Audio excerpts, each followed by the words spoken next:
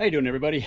Eric here. Today I'm actually doing some prep here for a cross-country drive that I've been thinking about now for about 4 or 5 months. The time has arrived. I'm leaving this coming Saturday. It's Thursday right now. Doing a lot of like crawling up under the truck and changing the oil and all that fun stuff. So that's why I'm kind of a little disheveled right now. But one of the big things that I've been wanting to do, I've been thinking about it for quite a while, was a rear seat delete. I went ahead and did that today.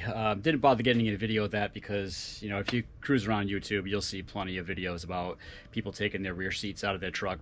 It wasn't that big of a deal. There's 8 bolts total to take the 2 seats out, the 60% and the 40%. I just pulled them both out, plus a couple of other small bolts and such, to held some moldings on, things like that. So it really only took me about 45 minutes to pull the seats out. I'm just going to go ahead and throw those in my storage area so they stay nice and clean. The thing that's good about it is I have the option of throwing the seats back in if I know I'm going to be carrying more than one passenger besides myself. This truck, I've had it for almost 3 years now, and I think maybe twice have I carried more than one other passenger besides myself. So it's totally practical for me to pull both seats out. The other thing is I really wanted to invest in a fridge. So I got this Dometic CFX 35, and I just got this a couple days ago and just wanted to test it out, keeping some food in it, see how it goes, especially when it's really hot like today. Especially it's very warm. Also wanted to see how it would run off of my Yeti 150 power supply. That is hiding right down there, and you guys probably can hear the cooler just kicked on. So right now the Yeti is running off of my solar panel, which I just have up on the roof here. So I just threw it up on top of my roof box. So the sun is pretty strong, so it's actually generating some good power. I did notice that this thing will run down if I leave it alone. Like for example, I would go to work and park it. It would stay parked, but no solar panel, no power going to it, and it would run the battery down. So I'm testing out the panel now, and it's just one of those Nomad 20-watt panels. I was prepared to invest in a new power supply, like maybe like a 500 or even like a 1000, but they're expensive, and since I already have this one, I figured I'd give it a go. And I think as long as I'm either driving, because I have a 110 outlet over there, so when I'm driving I can just plug it in and charge it that way, or when I'm parked I can just throw the solar panel up. And I think if I stay on top of it, this thing will keep up with keeping the cooler cold. I did kind of prime it, just froze some bicycle water bottles, so those are frozen. Keeps things cool in there to begin with. The cooler doesn't have to work as hard to stay at temperature, so I think we're gonna be pretty good there. Here on the other side of the truck, you get a better view of how it looks with the seats pulled out. All I did was pull the seats out. I didn't really get too elaborate with any other modifications or yanking any other things out, because I kind of like the idea of having these trays here, just to have like this foot peg thing for when I have to crawl up onto the roof. This thing is cool, by the way. Right Line Gears footstool thing that you just hook into the door latch, and you have a foot peg to stand on to get up into the roof boxes, and you just unhook it and it can just live right in there. So I like having these trays. There's a little bit of dead space back here, but I'm gonna figure out something to do with that. Something flat, maybe I'll stick a camp table back there or something like that. And then this space right here will be for maybe some luggage or another couple of rigid boxes that I've got. So as far as my food goes, so obviously cold stuff's going in the cooler, and I'm just gonna put my dry stuff in here. This thing is actually the perfect size because I decided to keep this under seat storage here that came with my truck, just to put things like jumper cables and so on down in there. Stuff I don't need to get at all the time, but stuff that I should have with me. So I decided to leave that in place. Other seat delete setups remove this. Maybe that will change over time. As overland rigs tend to, things get added, things get taken away, that kind of thing. But for the moment, I'm going to leave this. I would love to get something like the Goose Gear setup with the plate system that goes in there, but there was a long lead time to get that, plus it's super expensive. So the other couple other odds and ends I'm going to add in here, I'm going to go pick up a first aid kit that I'm going to attach to the Molly panels in here, and that will be pretty much it for like the living arrangement with the truck. I mean, all my camping stuff lives in my roof boxes that are up top there.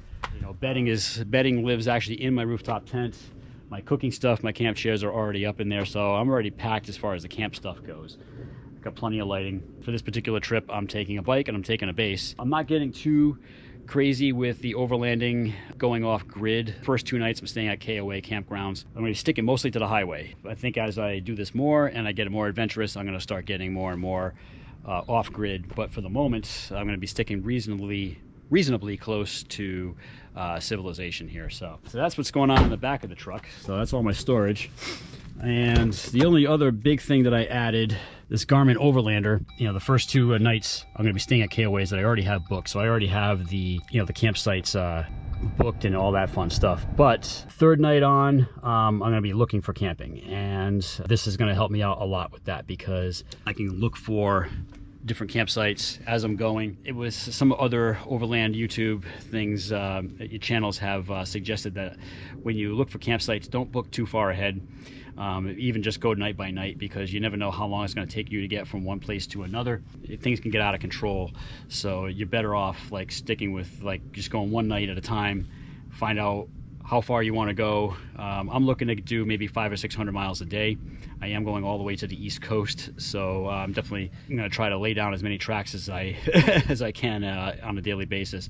There may even be a Motel 6 in there somewhere, just so I can shower and be somewhat close to civilization. I'm not too worried about things like fuel, passing a lot of truck stops, so that's where I'll be, fueling up. I'm not too concerned about it. I do have a lot of cross-country road trip experience with bands that I've toured with and so on, and even like mountain bike races that I've gone to. This is not the first time I've done this. It's the first time I've done this solo, or something this big solo. A few years ago I did a race up to Mount Shasta, but that was a 1-day drive. This is going to be 4 or maybe 5 days of driving to get to Rhode Island. I'm going to look for some touristy stuff. I'm going to be driving through Cleveland, so it'd be kind of cool, maybe possibly hit the Rock and Roll Hall of Fame, things like that. I'm driving up through Utah. A friend of mine, he suggested that I hit a few things, a few scenic highways in Utah. So I'm probably going to look into that, see how that will tie into my route, and make sure I can, get between the first 2 campsites that I have booked. I'm going to go ahead and finish prepping for today, get my extra things over to storage. I do have to work tonight and tomorrow, so I have to work around that, of course. And then Saturday is the big day where I strike off. This is going to be quite the adventure, so we'll pick it up on Saturday morning. All right, kids, here we go. Just got in the truck. It is Saturday morning, about 9:45. Got on the road a little later than I wanted to. Mostly just because there's some last minute planning, making sure I got everything, just kind of going through the Rolodex in my head of all the stuff that I think I need. I was just telling my wife that I've pretty much built all my stuff, all my music stuff, all my bike stuff, and Huntington Drive. All my camping stuff it all kind of like lives in my truck, or lives in its contains packages or containers or what have you, so it's actually a pretty fast loadout when I need to get going. So it was kind of easy, it almost felt a little too easy to get packed up. So I just have this feeling that I'm forgetting something. But just before I left too, I realized that the 15 freeway has a hard closure right now. Well, my first waypoint is Barstow, California, and then after that is Vegas, where I should continue all the way through. But the problem is there's a hard closure because last night a truck carrying lithium-ion batteries had an accident, tipped over and burst into flames. So it's a big cleanup effort, and a lot of traffic is being diverted onto the 40 freeway before going back up and reconnecting to the 15. So that's going to be the way I'm going to have to go. I was looking at some alternatives to get around it, but they would be very, we're talking a couple 100 miles around to get, because there's really not any other major highways that I can find on the map that will get me around that. So I'm just going to muscle my way through the traffic on the 40, and it's a few hours before I get there anyway, so with luck maybe some of it will have eased up, or or even the cleanup effort on the 15 might be complete, because they've been at that now for 15 hours now or something like that. So hopefully that gets squared away. So as far as the stuff that I brought, a couple little handy little things that I kind of added to my camp rig, a couple of string lights just to make my life a little easier when I have my awning out. Got my aquatainer, it was like 5 gallons of water with me, a whole bunch of dry goods. So I've got my coffee, which is the most important thing. So that's it as far as my kitchen supplies go, hasn't changed much. I did actually finally invest in a first aid kit. Obviously, that should have been one of the first things I invested in, but hopefully I don't need it. So, you know, but always should have it. Threw my bike on the rack. I got my helmet and my knee pads with me. You know, I took my salsa. I was kind of trying to decide what bike to bring. I was halfway tempted to bring my downhill bike, but that obviously wouldn't really be practical. So brought the salsa, so it's a bike that can do a little bit of everything. Also, this trip isn't for a race or anything like that. So if I brought my downhill bike and decided to go a little bigger, you know, it wouldn't make a whole lot of sense to get myself injured. You know, even if it's something dumb, like if I don't want to break my wrist and have to drive a stick shift truck all the way back, you know, across country. That would really suck. Also, I'm gonna be doing some jamming with my nephews. You know, both my brother's two oldest sons are way into music. The oldest one is a drummer, Bruce, and the middle one, Clark, he's a singer. And so he was asking, my brother was asking me if I was going to bring a bass. And same thing with my bikes. I was kind of looking at my wall of bases, deciding which one to bring. And my wife said, "Hey, you got room? Why don't you bring two?" So you can see I got two basses back there. So that's what I have. So I brought my venerable red 5-string Music Man that I've had since Berkeley. Because I've actually been using that one a lot on gigs again lately. Brought my my ebony fingerboard Music Man Stingray, my 2 pickup one, because that's also been a staple of my my bass rig that I do gigs with. So I think I'm pretty set for stuff. I got my, you know, using my Ampeg plug-in on my computers for practicing with my headphones. I think it'd be a very easy and convenient way to get some practicing in. And then of course, you know, there's amplifiers and stuff on the other end that I can plug into when I want to jam with the boys. So here we are, finally getting on the highway here. We've got about 2,700 miles to go. I should arrive in Hurricane at about, well, according to GPS right now, I should be there at about 4:45.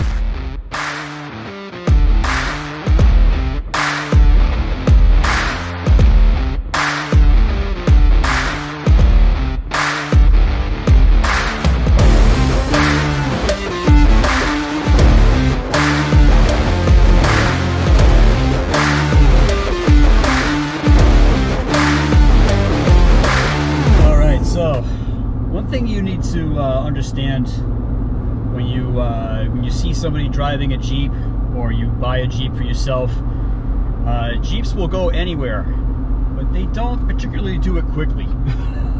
You know, I've always known that. I've been a Jeep driver for over 20 years, you know, between this thing and my Wrangler. One thing I really noticed about this truck in particular is that it does not like to climb hills at highway speed. And it's kind of a pain, because like right now, for example, I am going up the Cajon Pass, and I'm kind of like in between, you know, I have to go in between gears. Like right now I'm in 3rd gear, doing 35 miles an hour. I'm in one of the truck lanes, because there is like a slow truck, you know, these guys that are crawling up the hill with, you know, 50,000 pounds of whatever behind them. I notice a lot when I have to go up to Sky Park, I run into the same issue. I just got to put it in a lower gear and let the thing climb. You know, just gotta be patient. Just made my first gas stop. The thing that's nice about Jeep drivers, always give, well, real Jeep drivers, always give each other props. I was parked next to a Wrangler, so I got gas and then moved my truck over so I can just go in and use the restroom. When I came out, the owner of this other Jeep was getting into her Jeep and said, "Hey, nice Jeep." So, just a cool little fist bump, Jeep wave. If you ever see people, Jeep drivers waving at each other, that's a real thing. Cool to be part of like a little community like that, you know, even if it's somebody who, you know, may not do a lot of off-roading or whatever, you know, still, it's cool to be part of something. So, yeah, fun little thing like that. I also took the opportunity to just get a little food out of my fridge and make a sandwich, because when I get on the 40, I have a feeling I'm going to be sitting in some traffic still, so I'll be coming up on that on the 40 pretty soon here. I'm still seeing some signs for the 15 being still being closed, which really sucks. Hopefully it's going to be the only difficult part of this journey. So got a full tank, good range, so I should be good to get through the chaos. And you know, got a sandwich at hand, so I should be good for a few hours here. So a few inches later. All right, I've run into the traffic I heard about this morning. I'm on the 40 freeway. We're crawling along at about 7 or 8 miles an hour here. Fortunately, I've got a full tank of gas, so I'm good for a while. Good for a long while, but I'd rather be putting down some miles than be sitting here just in my air conditioning, but it is what it is. 2 hours later. The adventure continues. The adventure of Route 40. I've been on Route 40 now for, it's gotta be close to 4 hours. This sucks. Halfway through the first day, and I'm already running into some chaos. I knew I was gonna hit this, which is why I gassed up, because I would need to keep the AC running, because it's currently 107 degrees outside.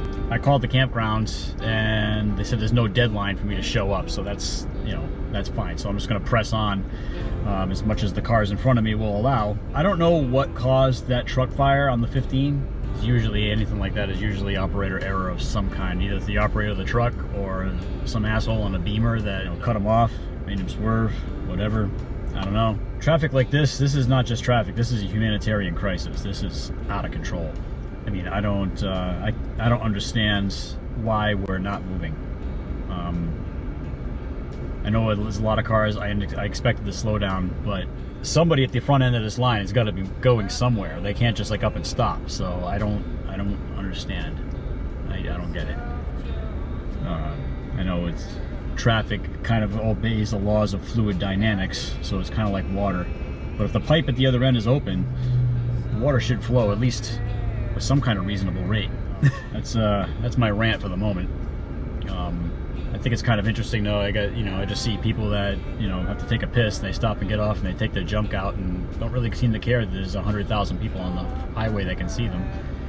I don't care either. It also kind of amusing where you got people that are sneaking up at the breakdown lane, trying to get a mile or two ahead of everybody else, and then somebody else decides to be a vigilante and straddle the breakdown lane. You know, it's you know what, at this point, whatever gets everybody out of here quickly enough. I mean, driving like that is actually allowed during rush hour in Boston, because it gets everybody through quicker.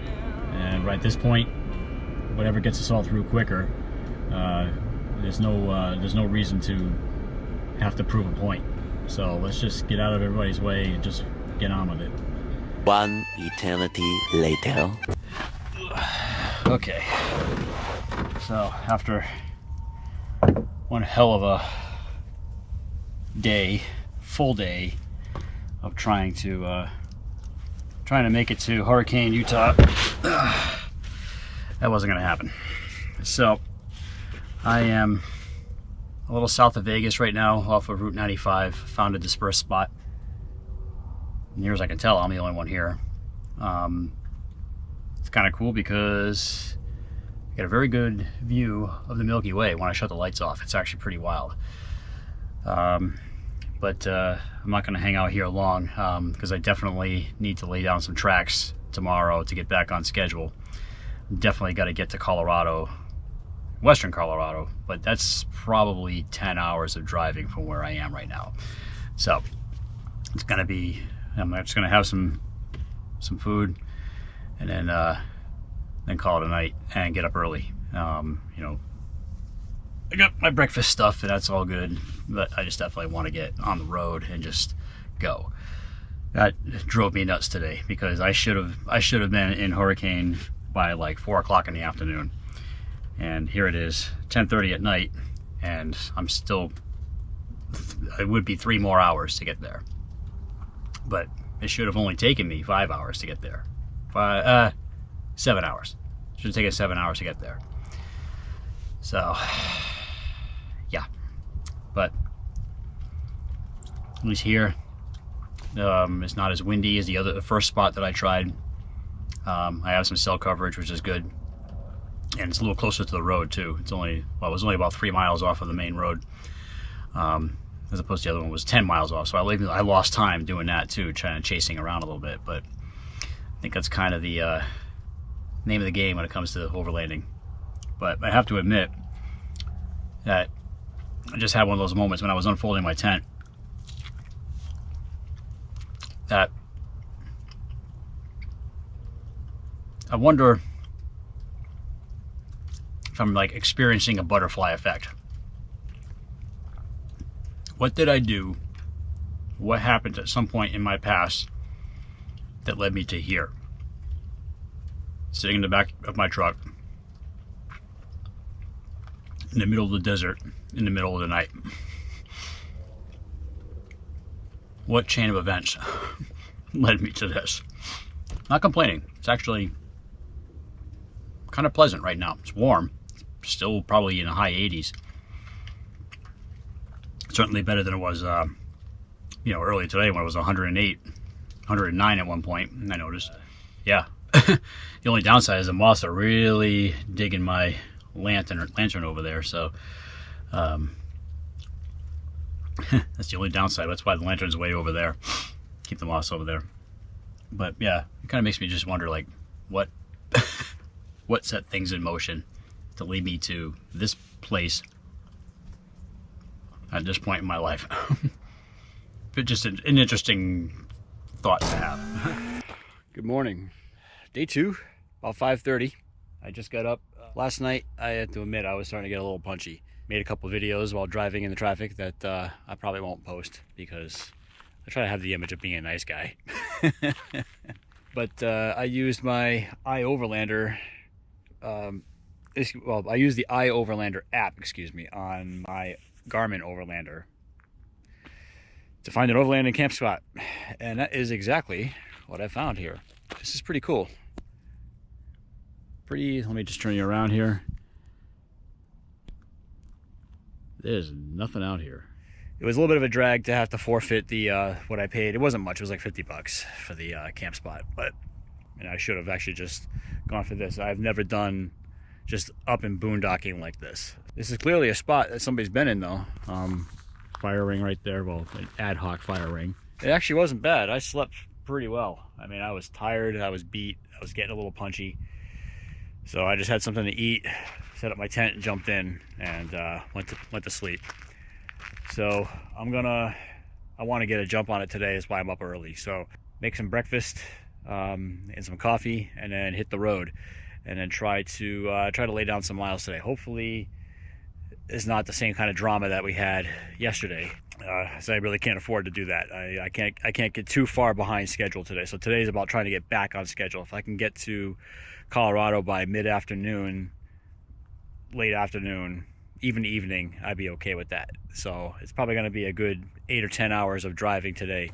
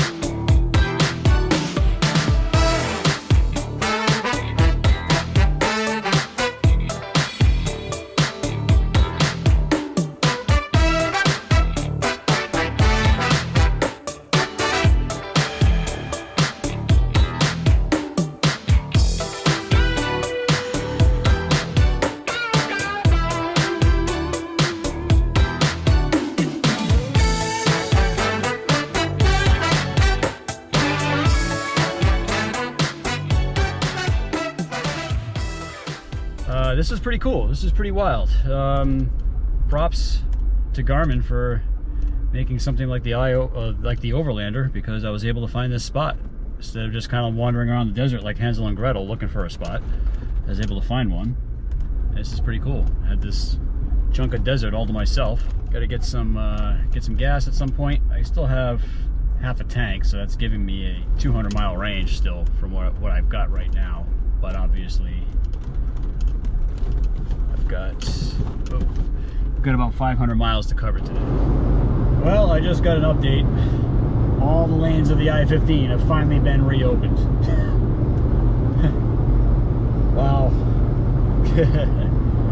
All I can say is wow. Yeah, took 2 days to clean that up. Jesus Christ, that's nuts. Oh well, that's literally and figuratively behind me at this point. So, I'm gonna forge ahead. All right, update right now. I am in Arizona, driving through the Venus River Gorge, and this is a pretty wild piece of highway here.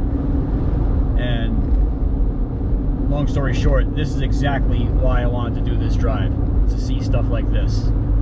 This is nuts. Amazing rock formations, you know, sweeping through. I feel like I'm in the pod race in Star Wars. This is really, really cool. Wow. I'm just gonna soak this in here. Speed limit's a little slower here anyway, and that's fine. I gotta say, I've been lucky enough to be able to visit Arizona a couple of times, and I've always enjoyed it. Love the views, I love the rocks, I love the, you know, we hiked the Grand Canyon last year. That was a blast. It's definitely a pleasure to be driving through here. This is crazy. All right, making some pretty good progress now.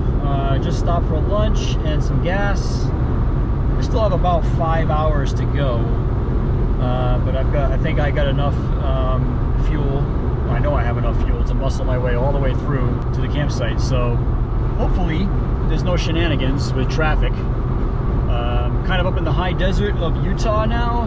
I just saw a sign saying the elevation is just under 6,000 feet, which doesn't surprise me. I felt my ears popping a little bit when I was climbing the hill. So yeah, I'm in a town called Beaver.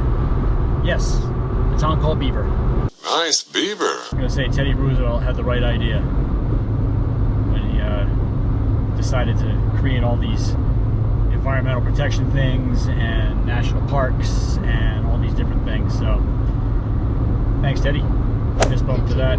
So looking at it, got about a little bit after 6 o'clock is when I'm going to arrive at my camp spot, the KOA. Unlike last night, it looks like I'm on schedule. It's going to be a lot more chill night. I'm actually going to be able to kick back, relax, and collect myself. And then when I hit the road tomorrow, I'm actually just going to set the GPS for my brother's house, and you know, whatever it's going to be, probably the 18 or 1900 miles from there. Probably look for stopping off points, perhaps just find a boondocking spot. Yeah, probably somewhere in Kansas is where I'll be, because I plan to get all the way through Colorado tomorrow. That's my plan, at least anyway, because I'll be going through Denver, so hopefully going through Denver on a Monday morning, so hopefully the traffic won't be too stupid with Denver's rush hour. I'm not really sure how bad it gets there as compared to like Boston or Los Angeles or New York.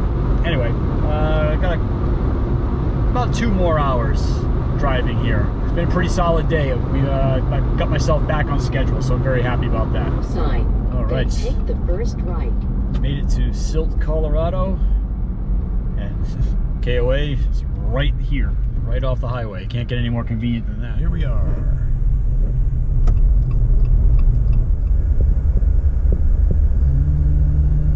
Where does one park? This looks like a lovely place. Day 3. Good morning, everybody. Day 3 of the big old cross-country adventure here. And I am in a town called Silt in Colorado. Colorado's cool. The whole state looks like a big REI. Like I said, I'm at this KOA, and it's an RV park. It's not an overlanding type of place. And I was actually even told that by the, albeit very pleasant, girl at the front desk. She actually made a bit of a joke that they don't normally have, quote unquote, your kind here. The only thing she asked of me was not to stake anything into the ground. Okay. I can get away with that. It's not windy, so not that big of a deal. I actually managed to, I figured out I could actually use my ladder and wrap the guide wires from my tent porch around the ladder, so at least the tent doesn't flap around. I mean, if a good wind comes, it's going to pick the whole thing right up, but that really was not an issue. And my awning doesn't always need to be staked down either, as long as it's not windy, which it's not. Actually, the weather's actually got cold. It was actually, after 2 days of being in 100-degree temperatures, it's actually cold right now. I didn't get any video from my stay here last night and making dinner and all that stuff, because mostly just because it's a very, very family-oriented kind of place. We're tightly packed in here. You know, I've got neighbors that are right next to me, and most of these families have like little children, and I didn't want to be weird camera guy with little kids running around. So I mean, nothing too particularly exciting. All I did was make dinner and got into my tent, because then the bugs started coming out. So I wanted to get into my tent and out of the bugs, and like I said, I was kind of surprised. It's probably I don't know what temperature it is right now, but it's probably dropped into the 50s. I mean, sweatshirt weather now. I don't have a plan as far as a destination for today. There's a gas station right there. I'm gonna gas up, get a few supplies. I'm out of toothpaste, so I desperately need that. Probably hit a store, get some, some groceries, maybe. I do have, enough food to get through today. More thinking for, just for convenience on tomorrow. I looked at the map. Right now, I've got 2,100 miles or so to go before I get to my family's house. That's according to the iPhone Google Map thing. I'm still in western Colorado, so I gotta go all the way across Colorado and then go through Denver, and then into Nebraska. I think that's going to put me on the 90. And oh, by the way, I just watched the YouTube video about the whole California thing of saying the. I have to break myself of that, because I'm not in California right now, and it's only really Southern California where they say the 5 or the 134 or the 210. I'm not on the 70. I'm just on 70. I got to get used to that, because I don't even say I-70. When I'm in Rhode Island, where I grew up, it was get on 95. Everything started with 95. Start by getting on 95. Just 95, as if it was like personified. I'm just gonna go lay down as many miles as I can, and then use my iOverlander thing to find a spot, kind of like what I did a couple nights ago, and see if it may end up being another KOA or a similar campsite. I want to try to get there. Let's see if it's 2,100 miles.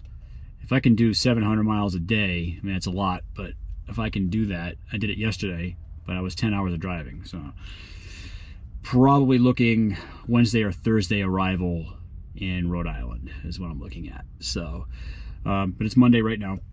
As long as I stay on schedule, I should be in good shape. America is a big place.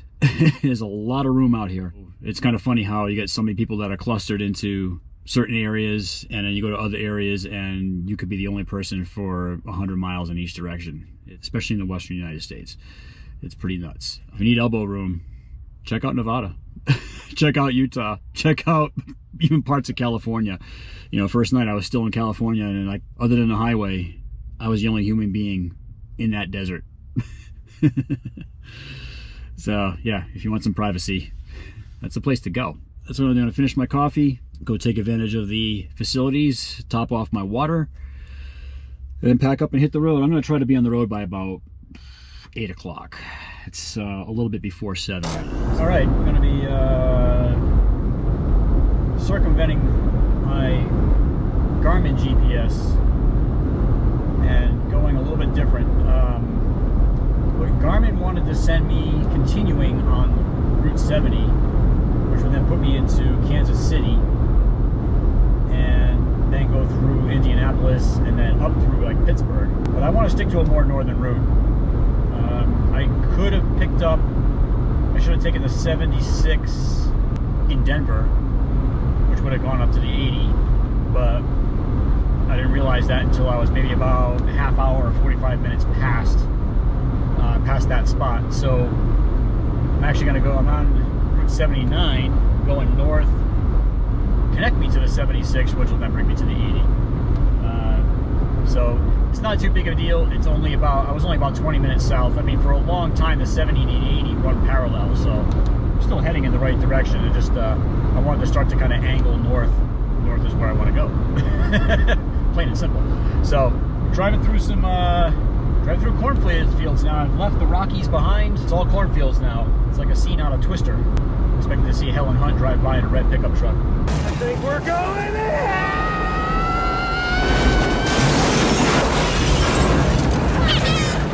So it's looking like this detour, or not detour, but this reroute has worked out pretty well. Whenever you do a trip like this, you know, even regardless of its magnitude, even if it's like you're only going 4 or 5 hours away, look at a map first before you leave. Kind of, at least in your head, plan your route.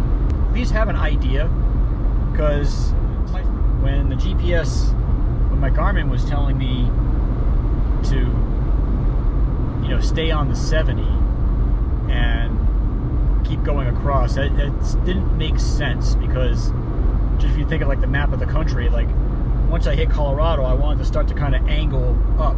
If New England's up here, I wanted to start to angle up that way, whereas a 70 stays south. It kind of goes like straight across the country. And I've done that route before, about 25 years ago with a band that I was in. You know, we did gigs in Denver and then Wichita, Kansas City, Missouri, you know, so we basically drew a line straight across the center of the country. But that's not what I'm trying to do on this trip. With all this technology we have to make our lives easier, this is going to sound like a grumpy old man thing, you know, I think even with the advent of AI in all its various forms, good, bad, and indifferent, I still think that the best computer we can have is what we have between our ears. You know, in 2 miles, turn right to merge onto I-76 East. There it is. So that's the AI I agree with on this particular instance. You know, get on the 76, which I know hooks up with the 80. And I know the 80 hooks up with the 90, and that's the one that I want. You know, always try to use some common sense with these devices. They're there to augment our experience, not there to control it completely.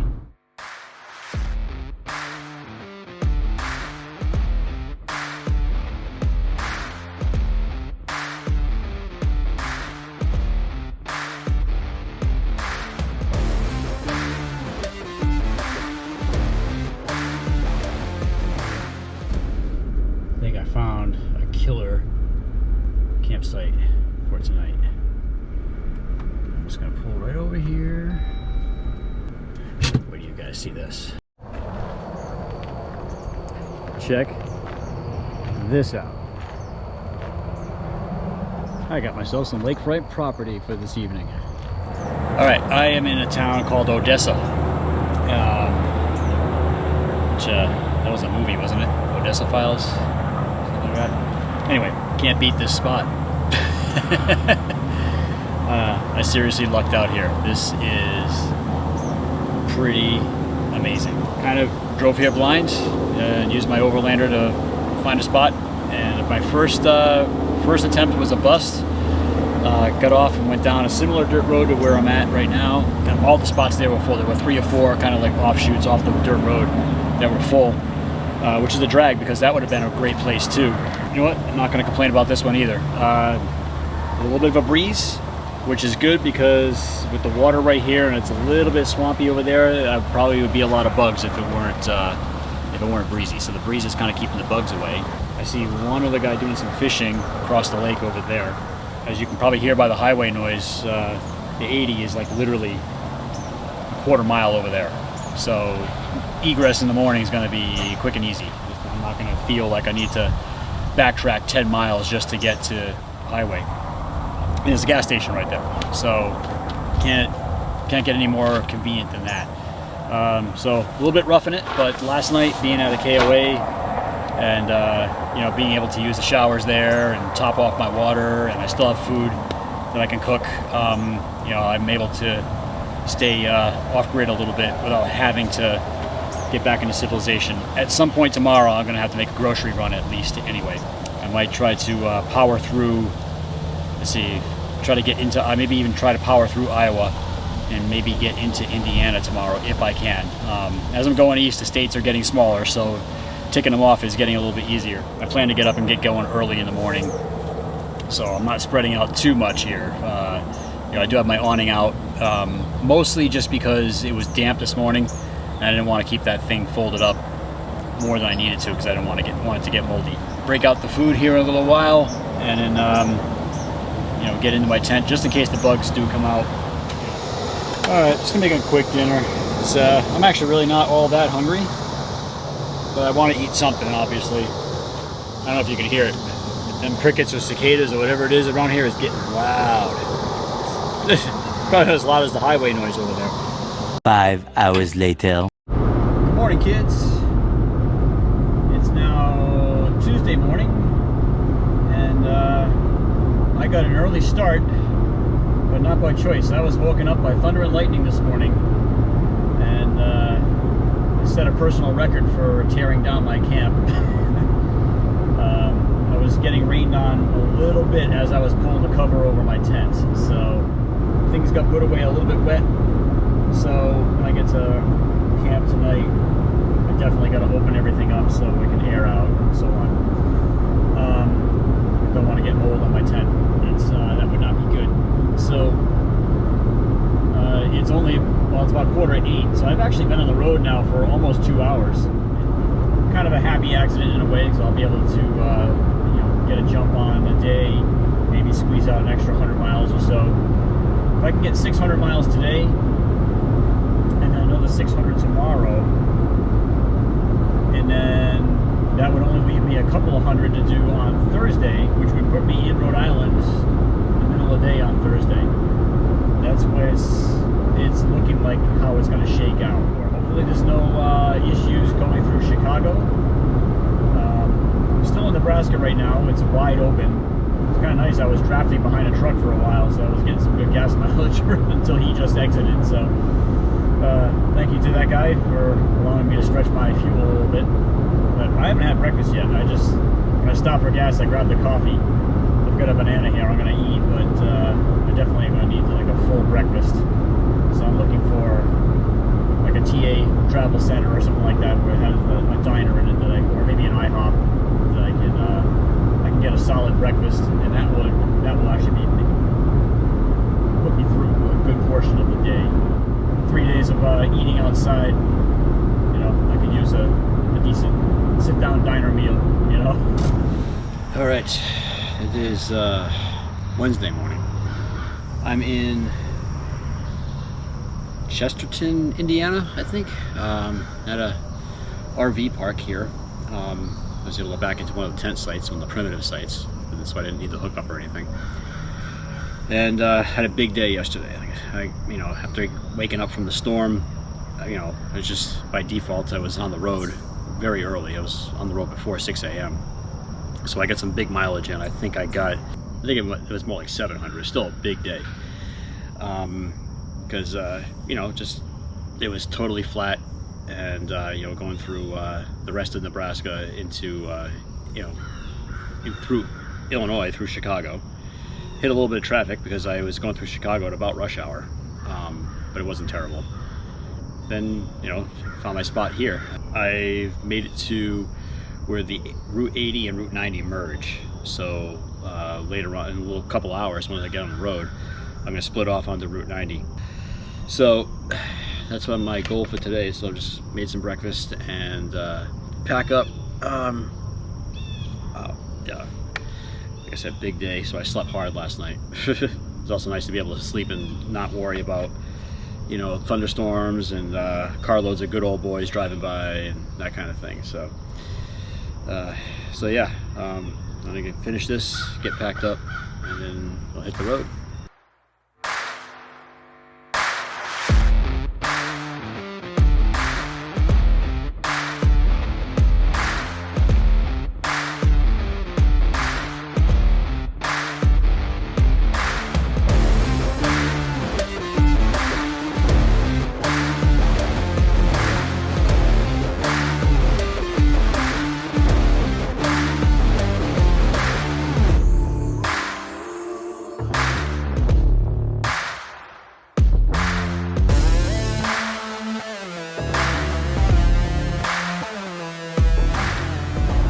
Back on the road.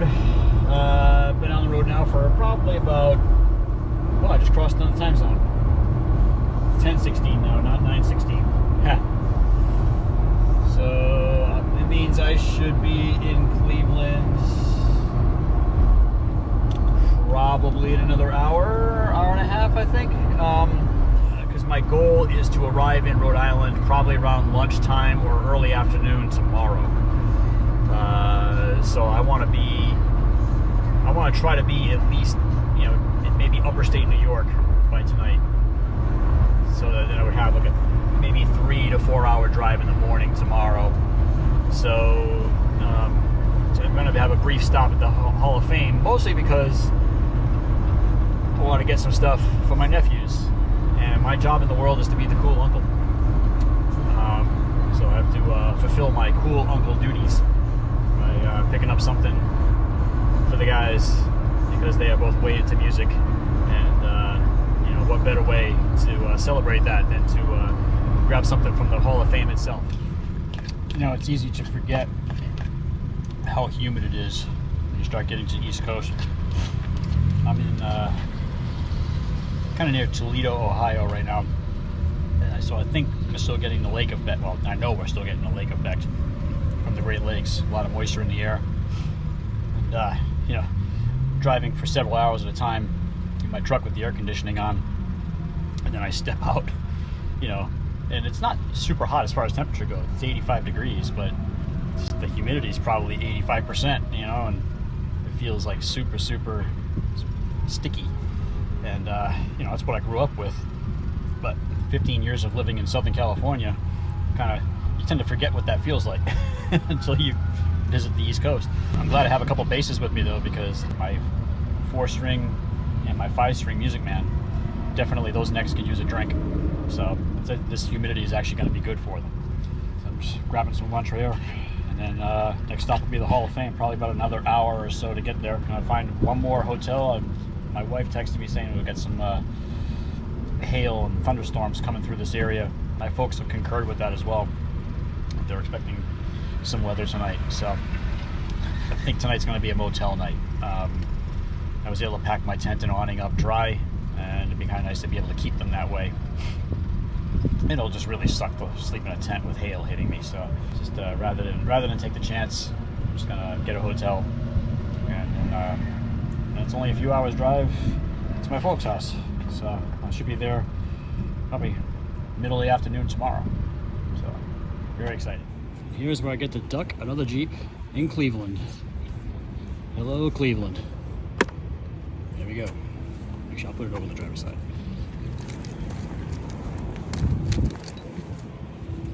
There you go. Nice ride.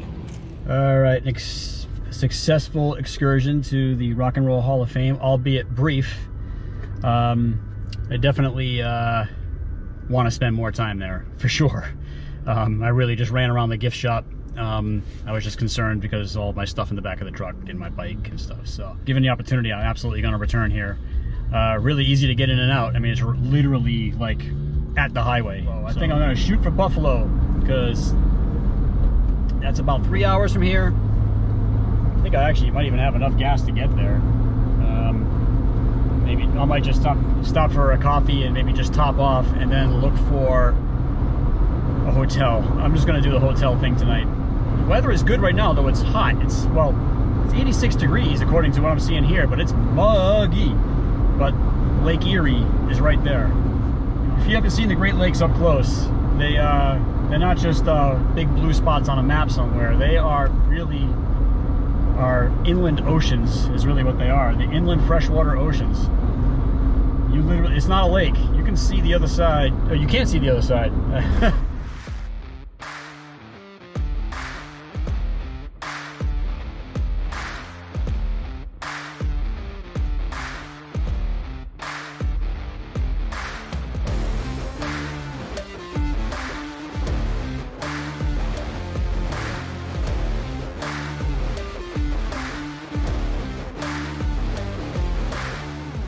All right, good morning, everybody.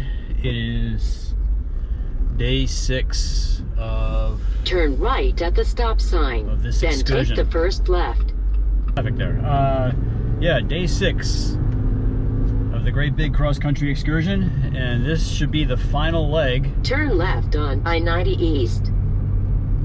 to get me to Rhode Island. It was definitely nice to be in this hotel last night. I needed it. I got in, looked in the mirror, and saw a man who has been sitting in his truck for 5 days. So yeah, I certainly needed a shower and some a decent breakfast this morning too, which was great. So I'm good for the drive for today. I should get to Rhode Island. Continue on I-90. According to the GPS, I should get there at about a little after 3 o'clock. In reality, it's probably going to be closer to 4 with some gas stops. Excited to get there, see my folks. Also, it'd be kind of nice to not have to drive for a few days, because I know that in about a week I'm going to have to do this all over again. It's been cool. I've enjoyed doing this so far. This is this has been quite the adventure. I feel it's good for me to road trip once in a while like this, and then stay home and put my nose to the grindstone for a while, and then have another opportunity to go road trip. So, yeah. 3 hours later. Can you move it along? I'm all out of time cards. After 3,000 miles, I am coming up on Route 146, which will take me right down into my hometown of North Smithfield, Rhode Island. Take exit 94 on the right toward Route 146 South. Here we go. About another 20 minutes of driving here, I will be at my folks' house. It is interesting to see the different style of driving in New England versus At the end of the Los street, Angeles. turn right. It's Los Angeles has an aggression to it, but the aggression is all in one direction. New England aggression is from all directions.